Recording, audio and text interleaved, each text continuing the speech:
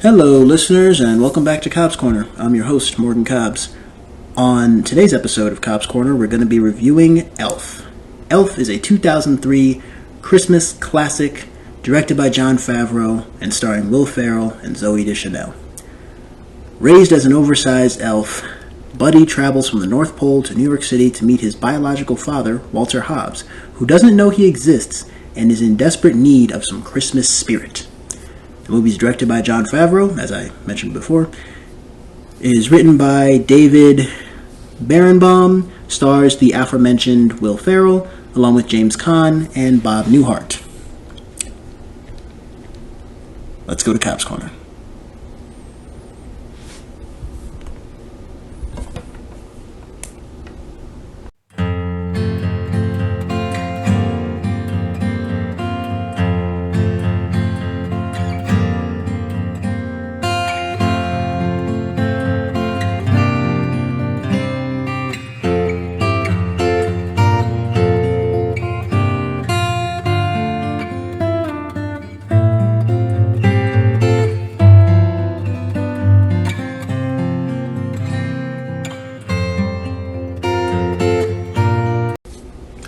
So, I personally think this movie is it's really a fun movie to watch around the holidays.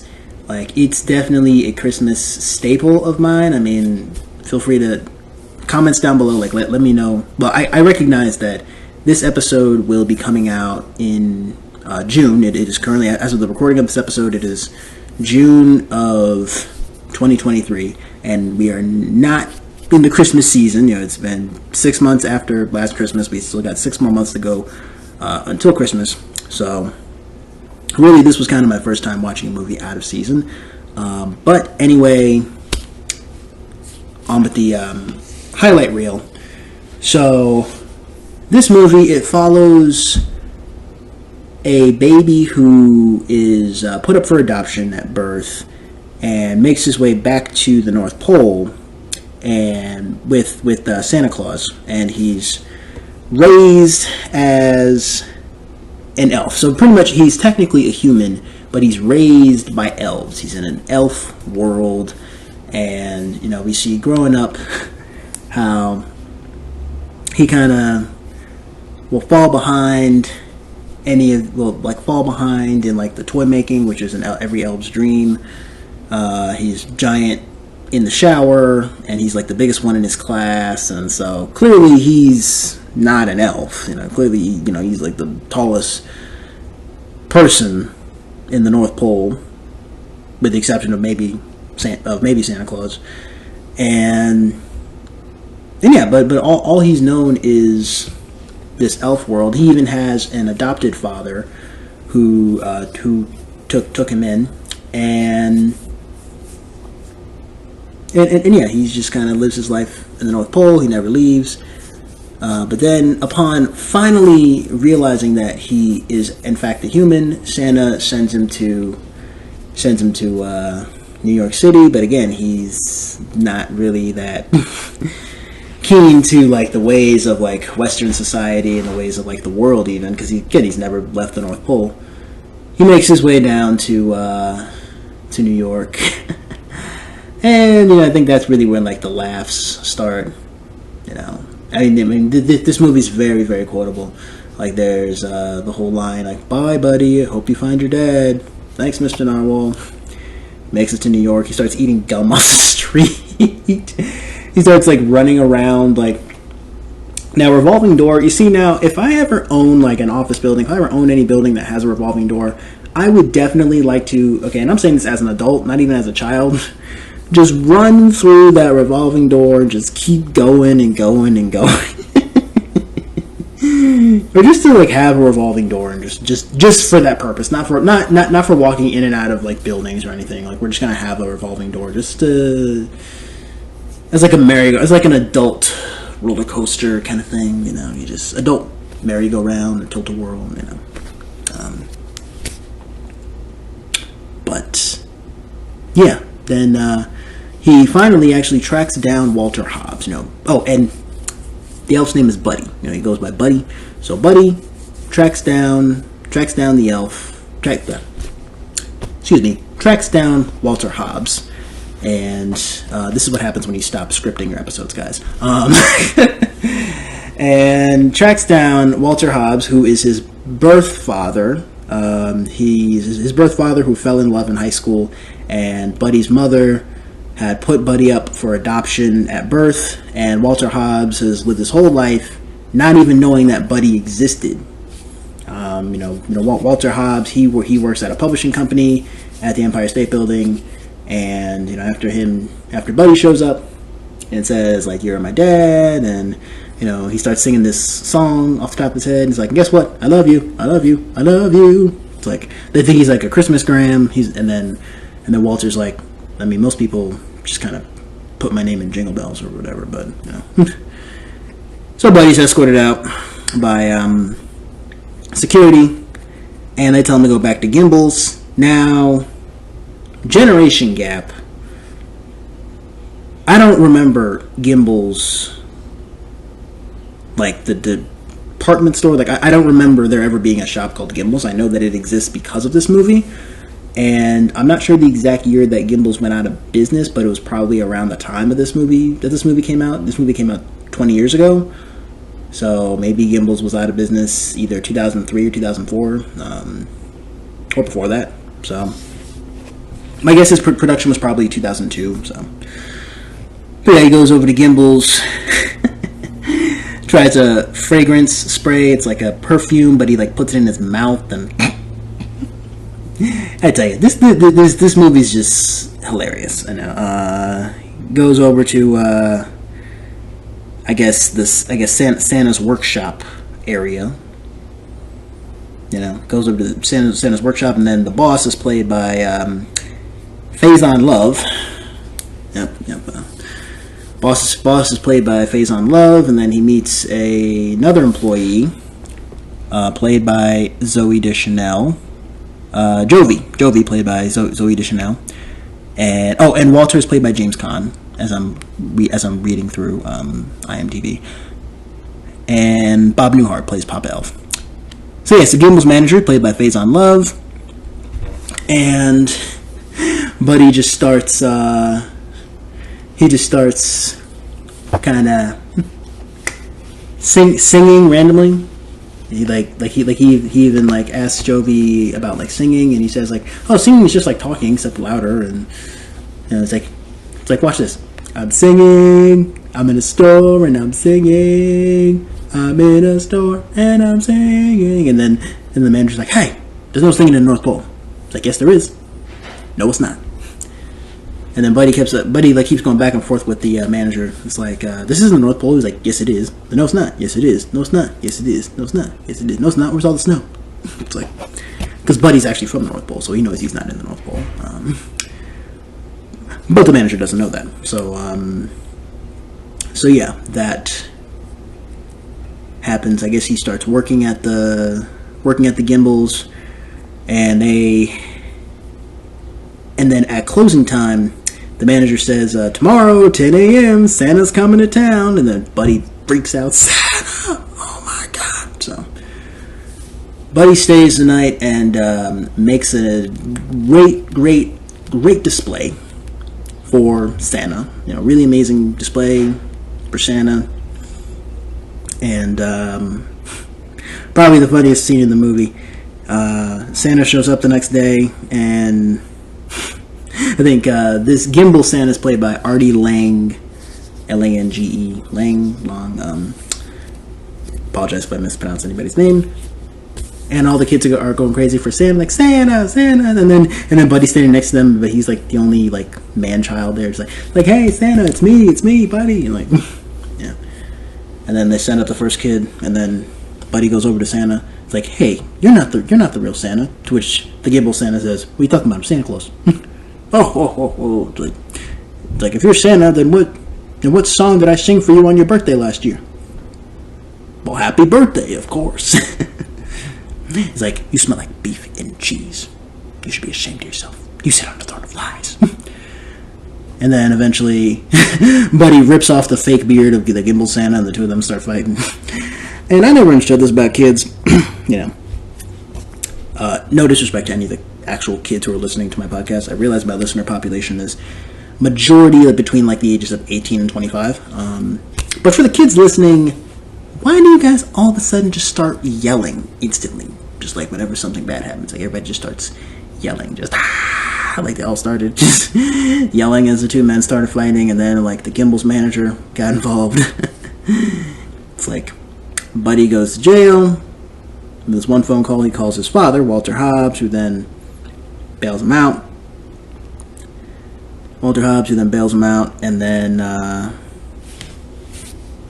guess ends up having to take him home, introduce him to the folks, introduce him to his wife and his son.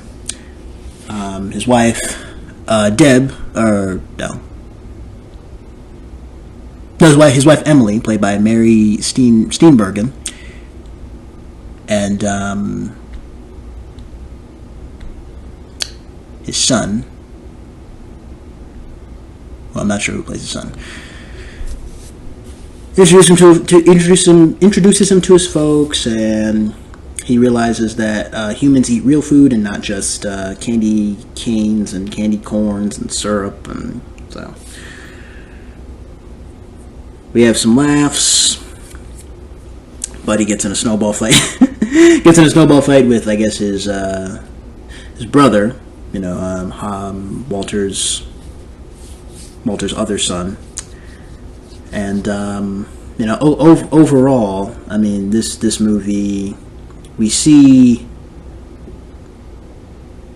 that Buddy, he meets his birth father, who initially doesn't know that he exists, and then eventually gets annoyed. Walter's kind of this like everyman. It's like, what would you do if all of a sudden this possibly insane like adult man-child just showed up in your life?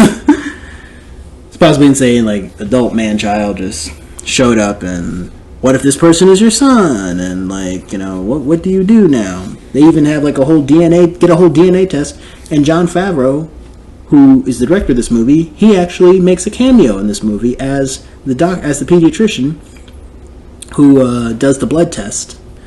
And the pediatrician who does the blood test, he takes a finger prick, and I mean, me personally, I don't like receiving shots.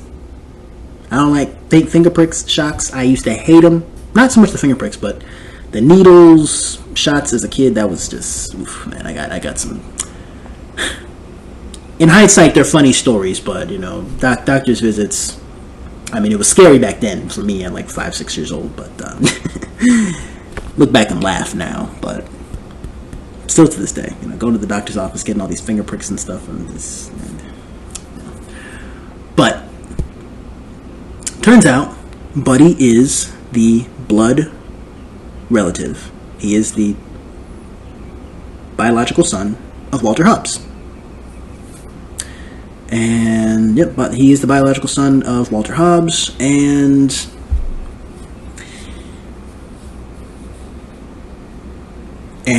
the two of them even end up going to work one day, and they have a meeting with Miles Finch, played by Peter Dinklage, and I think actually Kyle Gass, one half the rock duo Tenacious D. Kyle Gass, he plays Eugene, who's one of Walter's assistants. They have the idea to bring in Miles Finch, and Buddy just comes in and botches like the whole pitch meeting. He just comes in and botches it all, and he calls Mr. Finch an elf, and I'm just wondering, like, what was Peter Dinklage's reaction when he read for that particular scene?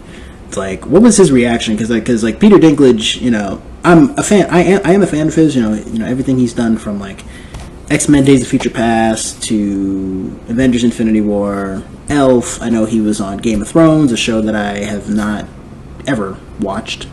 But yeah, Peter Dinklage, he's a very accomplished actor, very talented individual. But I wonder, with him being a shorter gentleman himself, what was his reaction to Buddy calling this character, this Miles Finch, a fictional character, elf, and like, oh, he's an angry elf, and it's like elf, and so yeah, they botch this meeting, and then Walter kind of just goes off on Buddy. He says, I don't care that you're my son, get out of my life, and it actually gets pretty real. It's like, I don't care that you're my son, get out of my life, and so I think that the theme of like fatherhood, and I know we recently celebrated Father's Day. I think this movie, an argument could be made that this movie is also a Father's Day movie of fathers being able to accept their sons, and sons being able to love their fathers and forgive their fathers for their mistakes in the past, and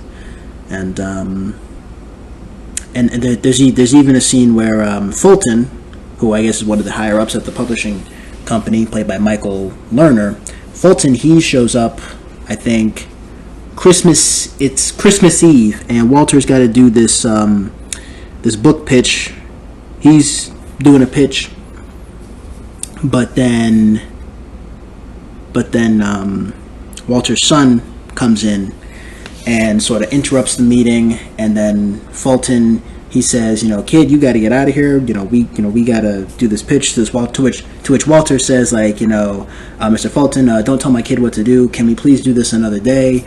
Like, to which Fulton's like, you like I flew all the way out here to hear this pitch, and I intend to. He's like, you walk out of that door, and then you are out of a job. To which Walter eventually says, like, up yours, I'm out of here. And to which then his son, Michael, played by Daniel Tay, yeah. To which his son Michael repeats, he's like, up yours. He's like, hey, Michael, don't repeat that. It's like all those times, like it's like one of those relatable moments where where you have a parent who tells you like not to say something or not to do something, and then you see them say it, and then you actually like hear them say or do it. It's like, don't go repeating that. So yeah, and it's Christmas Eve. And apparently Santa's sleigh, which runs on Christmas spirit, Christmas spirit has declined. So, with the help of Buddy, Michael, and Walter and Jovi, who actually overcomes her, fear of singing in front of people, they all sort of save Christmas. Santa crashes in Central Park. Jovi starts singing Santa Claus is Coming to Town. And through a coordinated effort with, Walter Hobbs sort of distracting the Central Park Rangers, Santa's sleigh is able to fly, Christmas is saved, and yeah, I guess they all live happily ever after. But Walter starts his own publishing company, and he publishes a book called Elf, which is a fictional tale about Buddy the Elf, who found his family in New York City. So yeah, I mean, this movie, I think this is the only movie. Okay, well, this is not the only movie on the list that is rated PG. Technically, Groundhog Day, our first movie on the Change Your Life series, was PG. Technically that movie's PG, but really it's a movie that can pass for PG-13 today. This is, I feel like, the only like kind of kiddie movie. It's not as like profound as the others. It's not as profound as like. I mean, this is film number 5 already. We're more than halfway done. It's not as profound of an impact, I would say, as like Groundhog Day, Fight Club. Our third one was Catch Me If You Can. Last week, The Count of Monte Cristo. Like, those movies, I think, are more impactful. This movie, it's kind of like a fun holiday movie. Unfortunately, as of the recording of this podcast, it is not available on any streaming platform for free. You can rent it on Amazon for like, I think, $3.79.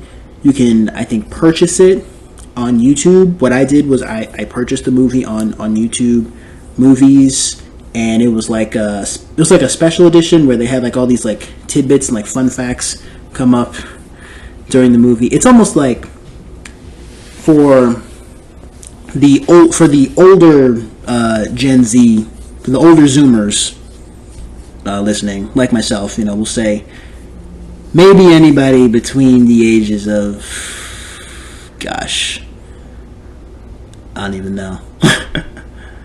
maybe between the ages of like 20 and 27. Yeah. I guess my age demographic. Really, I guess anybody, maybe even anybody like between the ages of 20 and 25 will probably remember on Disney Channel what they used to do was like they had the Disney Channel original movies, they had the premiere, but then when they re-aired it, they would have like the special edition. I think for High School Musical they had special edition where for the songs it had the lyrics at the bottom of the screen. They had the lyrics on the screen.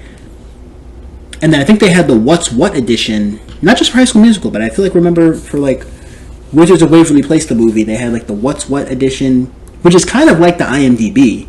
It's kind of got all these like little like bits and pieces of information, all these fun facts, all these fun behind the scenes facts and stuff. So yeah, that was the version of Elf that I watched. Check it out; it's on YouTube, but you would have to purchase it. So let me know in the comments, like what you guys think about Elf. Is it a Christmas season go-to of yours, like it is for me? Do you think it's a good Father's Day movie? Do you think it's a movie that you have to kind of maybe do what I did, watch it as a kid, and then like rewatch it, but like rewatch it annually, like start watching it as a kid, and then as you get older, as you mature, rewatch it. Maybe you don't even have to watch it every year. Maybe just rewatching it as an adult, and then you get a different angle. Let me know in the comments below. On to the trivia.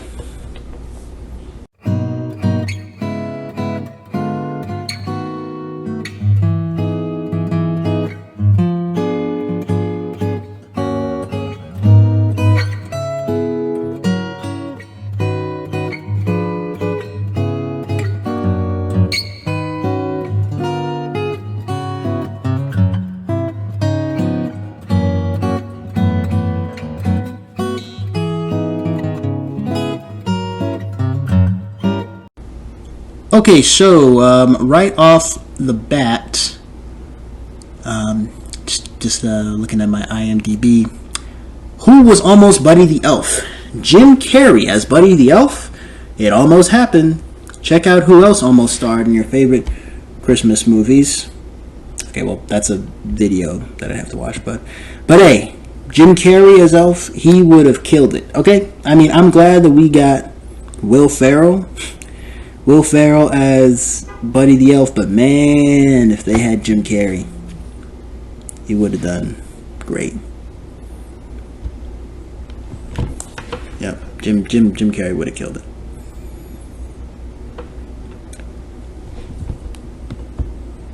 Moving right along, story from Ken Miller. Buddy was a baby in an orphanage who stowed away in Santa's sack and ended up at the North Pole. Later, as an adult, he happened to be raised by elves. Santa allows him to go to New York City to find his birth father, Walter Hobbs. He, who is on Santa's naughty list for being a heartless jerk, had no idea that Buddy was even born. Buddy, meanwhile, experiences the delights of New York City and human culture, as only an elf can. When Walter's relationship with him interferes with his job, he is forced to reevaluate his priorities. Well said, Ken Miller. Taglines: a comedy of elf-fish proportions. It's good. Official genres are action, comedy, family, adventure, comedy, family, fantasy, and romance. The movie is Rated PG for some mild, rude humor and language. To the parents that are listening.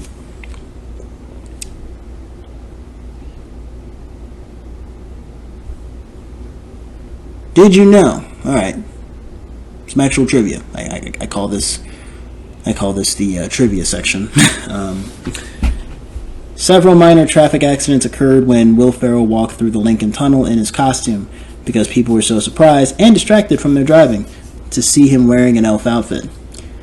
I see. So that one scene was filmed guerrilla style. Again, I always wonder, any movie, like especially like the Fast and Furious movies or any movie where there's like a car chase, I always wonder how do they just film them guerrilla style? Do they have to block off traffic? And I think I've mentioned before how I've been to New York during production of some movie or TV show. I could remember a couple times streets being blocked off and so yeah. And there's a ton of movies that take place in New York, but Will Ferrell walking through the Lincoln Tunnel, I mean, of course we're going to stop and take a look. Director Jon Favreau used a remote control to trigger the Jack-in-the-Box toy to get the startled reactions from Will Ferrell. I tell you, Jack-in-the-Boxes, those used to scare me as a kid. I will never, ever, alright. Honestly, they kind of startle me even today, even as an adult. Like, Jack-in-the-Boxes, nope, I don't like them. Not unless it's the fast food restaurant. That's the only Jack-in-the-Box that I will tolerate in my life. Due to his policy of appearing in family-friendly films, Chevy Chase was briefly considered for the role of Papa Elf by director Jon Favreau. However, Will Ferrell vetoed the idea because he disliked working with Chase when he returned to guest host Saturday Night Live in the mid-90s. Ferrell said Chase was the worst host he worked with during his tenure on that show. Wow. Well, hey, I've always said that, okay, well, maybe it's different for this movie because Chevy Chase wasn't actually in the movie, but I've always said that the movies where there is shenanigans behind the scenes, co-stars can't work together, studio can't get along with the director, or whatever the case may be, those are always the movies that come out bad, when there's shenanigans behind the scenes. But thankfully, Chevy Chase was not in the movie. That would have been a whole other incident. Wanda Sykes was originally slated to play the Gimbals manager, but backed out at the last minute. She was replaced by Faison Love, who insisted on still wearing the name tag made for Sykes, which is why his tag inexplicably says Wanda. I've never noticed that. I have never noticed that. Wow. But hey, Wanda Sykes would have done great as well. The scene where Buddy eats different candies and pastries with the spaghetti noodles had to be shot twice because Will Ferrell vomited the first time. Honestly, Will Ferrell, I don't blame you because all that candy mixed with spaghetti. No. Nope. I don't even want that image in my head. I'm not about to end up having to re-record this whole thing. Some goofs. Continuity. The size of Miles Finch's black notebook changes. The book held by Eugene later in the movie is obviously much wider than when we see Miles's book for the first time. The people who make these continuity goofs eat, sleep, and breathe watching and rewatching movies. I don't know who was actually paying attention to that. I didn't notice that, and I've seen this movie a million times. Y'all eat, sleep, and breathe Easter eggs. And more power to you, honestly. More power to you. Anybody listening who works for IMDb, I got nothing but respect for y'all. Keep doing what you do. When Buddy and Michael take cover behind the snowbank during the snowball fight, rips in Buddy's tights can be seen in his inner thigh area one shot, but not in others. Okay, cool. The scene at Central Park when Santa's trying to fix his sleigh, the trap doors open, but when Michael comes to help Santa. Santa asks Michael to open the trap door for him. Oh, okay. It's probably a improvised line, maybe an honest mistake. Yeah. Factual errors. Paul Simon and Art Garfunkel concert in Central Park was in 1981, not 1985, as the news anchor says when talking about the Central Park Rangers. The trucks on the skateboard that Santa gives Michael are facing the same way. It would be impossible to turn like that. A skateboard is put together with the trucks facing opposite each other. Skaters, to my skaters that are listening, can you please confirm? Because I haven't rode a skateboard in forever, and I was never really that good at it. Tony Hawk, Rob Dyrdek. I can't wait to work with either of you. If you guys could please confirm this, I can't wait to be on an episode of Ridiculousness. Rob Dyrdek, if you're listening. MTV, anybody? When Buddy enters Gimbals, there is an overhead sign identifying entrance as East 35th Street. Gimbals was between East 32nd and East 33rd. Macy's in between East 34th and East 35th. Alright. If you say so, because I don't know my way around New York like that. I just know the street numbers. I just know it's on a grid. I just know I need to go from point A to point B, and either the numbers are going up or down. Okay, I just follow the numbers. I don't really remember where places where things are. Incorrectly regarded as goofs, blood samples for paternity testing are sent to specialized labs to perform DNA sequencing. The testing cannot be performed in a doctor's office, with results being obtained in only a few minutes as depicted. So that's one of those it's a movie moments. Almost, well, I know, I think it goes into like a centrifuge or something. I don't know. I took one semester of basic chemistry, general chemistry.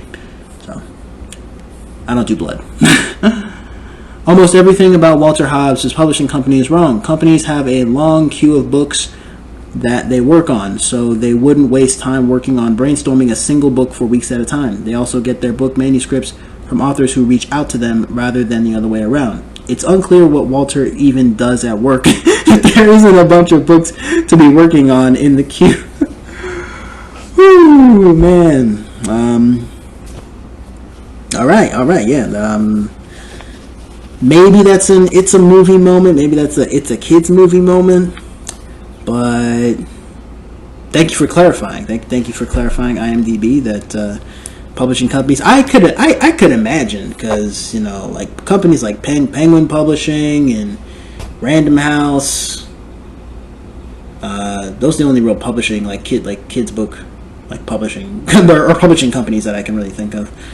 Because these books are made pretty quickly. I can imagine. Yeah. Never really thought of that. One at a time. All right. So last one's really important to everybody who lives in New York.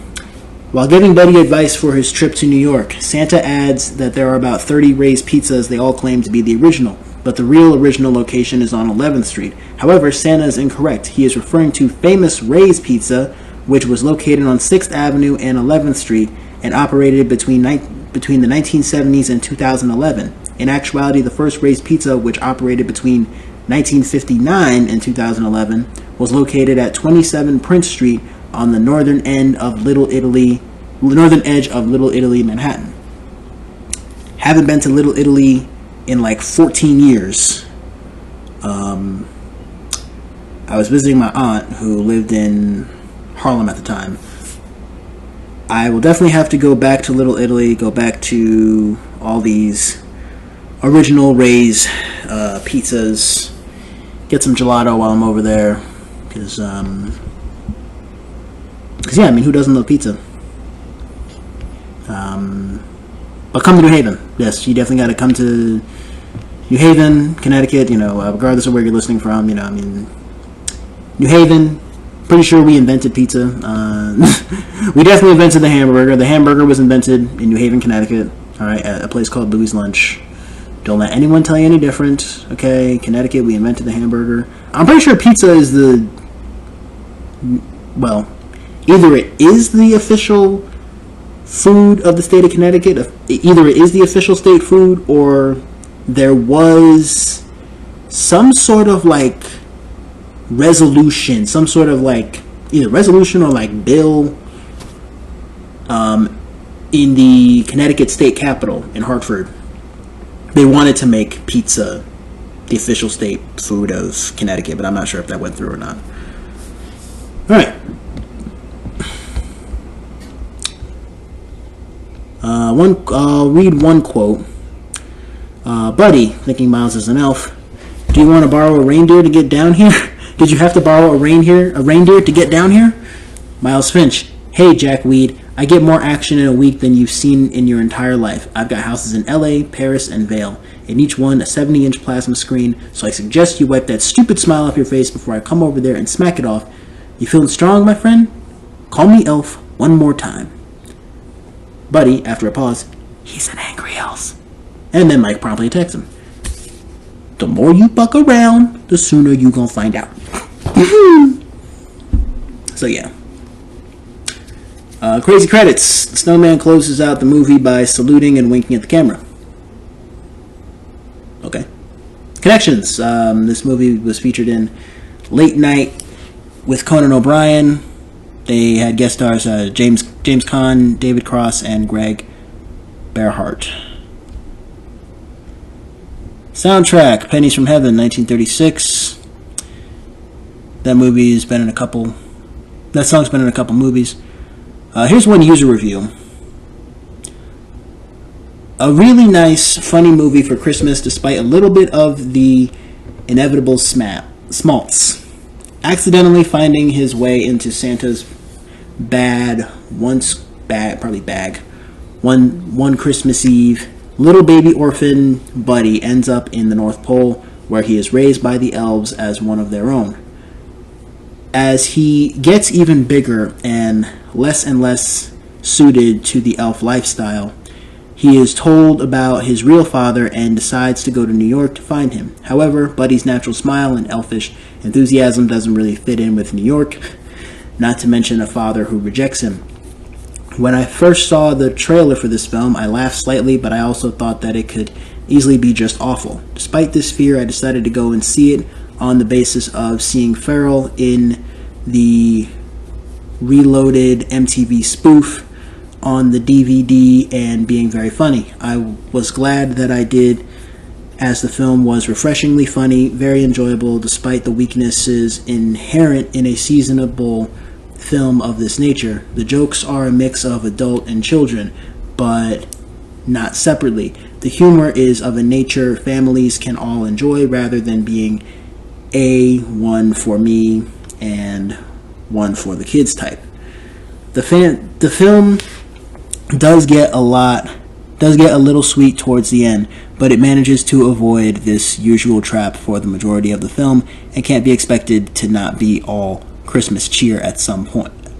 The fish out of water stuff is pretty funny, and Ferrell makes his character funny without being annoying to the audience, as he feared he might be from the trailer. Caan is good, but has to work with the Scrooge character of the film, and thus gets fewer laughs. The support cast is good with fun turns from Newhart, Asner, and Steenberg. It does get a little sickly sweet towards the end, and the fish out of water jokes do wear a little thin towards the end, but mostly it was very fun and refreshingly fun to watch. The film is made better by a performance with Ferrell that is perfectly pitched without being annoying and full of spark and wit. Bob the Moo, November 15th, 2003. Yeah. Again, I agree. You know, it is a kids movie. Not all the jokes are going to win. You know, overall, I give this movie a solid 6.5 out of 10. Yeah. That's my official rating. It's a fun movie. It works, I think, for kids and adults. Not the way that Shrek works for kids and adults. But yeah, I get the whole fish out of water trope, and yeah. Overall, I still think it is a fun movie. It is and always will be. A fun movie that was released on November 7th, 2003. It was filmed in... Oh, wow. It was primarily filmed in Vancouver, British Columbia, Canada. Shout out to my listeners up in Canada. Produced by New Line Cinema. Box office. It had an overall budget of $33 million. Estimated budget of $33 million. Made $178 million domestically. And a total of $227 million worldwide. Opening weekend in the U.S. and Canada. It did not make its reported budget its opening weekend. Opening weekend only made $32.1 million. So almost, it was like less than $1 million off. It was about $900,000 off. But in the long run, they made a profit.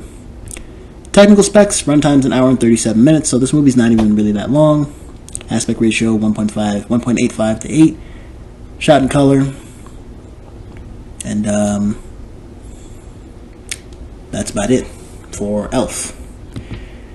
Lastly, I will see what did Rotten Tomatoes say. Okay, so Rotten Tomatoes, the critics gave it an 85%.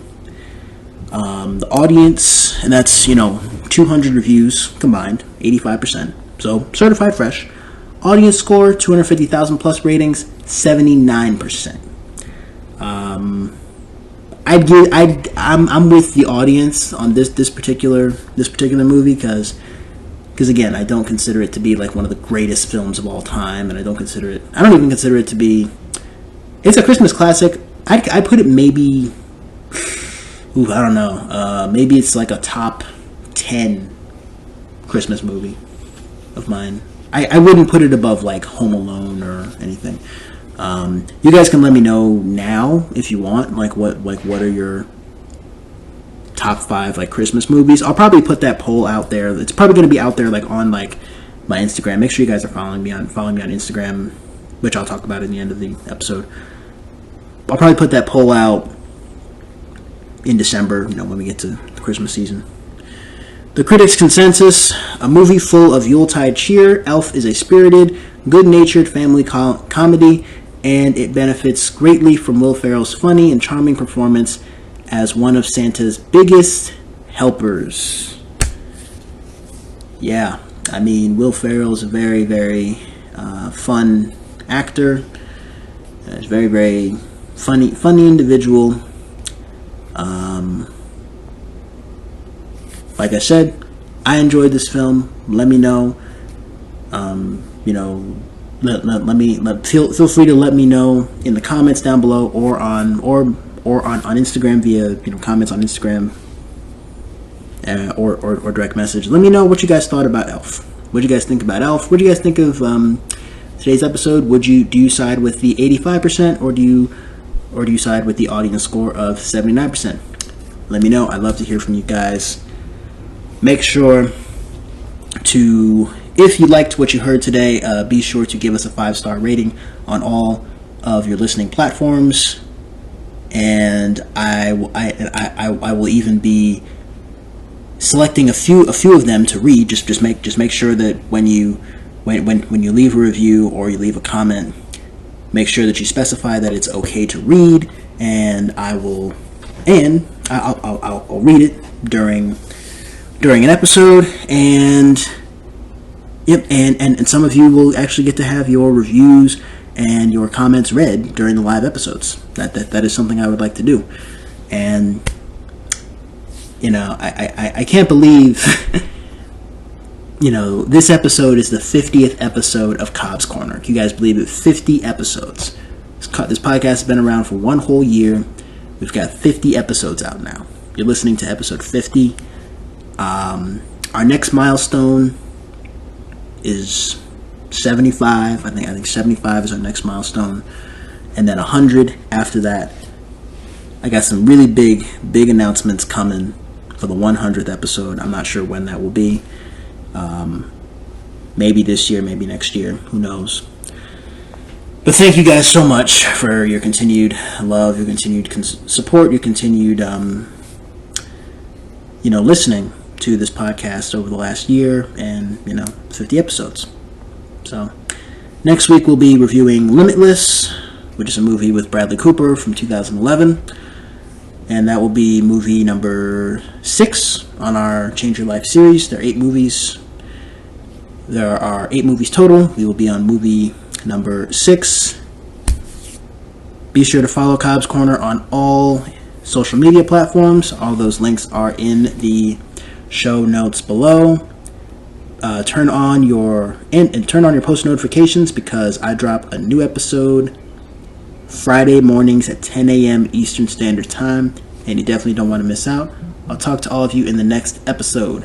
Peace.